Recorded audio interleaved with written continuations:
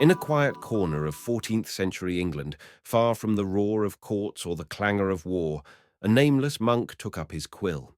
He was not famous, nor did he seek to be. He lived within the stone hush of a Carthusian cell, where silence was more than absence of speech, it was the language of God.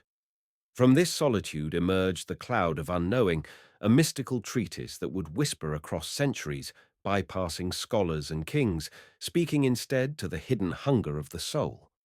The monk had no desire to argue theology. He wasn't interested in doctrines or disputations.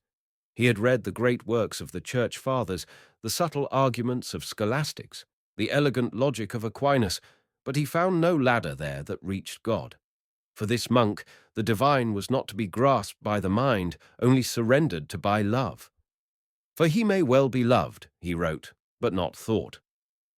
The Cloud of Unknowing urged the reader to cast down all knowledge, yes, even holy knowledge, and enter into a dark cloud, a place beyond intellect where God dwelled in unapproachable mystery. There, beneath that cloud, the soul must offer not clever prayers, but a single, piercing word: love. A short dart of longing aimed at the heart of the divine. No images, no reasoning, only the naked desire for union. The book was not easy. It asked for self-emptying, a stripping away of all ego.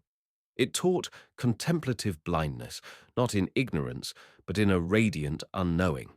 It warned, do not seek to see God.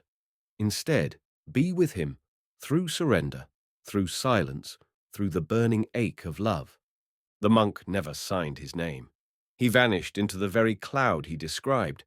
Yet his words endured, passed quietly from hand to hand, first in manuscript, then in print. Centuries later, mystics and seekers would find in him a kindred spirit. Thomas Merton would call him a genius of the spirit. Evelyn Underhill would find in his hidden voice the very pulse of Christian mysticism. In an age that glorified clarity, this monk embraced mystery. In a church that prized orthodoxy, he pointed to the darkness beyond dogma, and in doing so, he left behind not a map, but an invitation.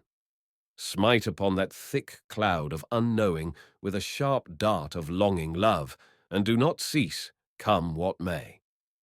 For those still yearning in the quiet hours, the Cloud of Unknowing remains a path into the divine darkness where God waits in stillness, unknown, yet closer than breath.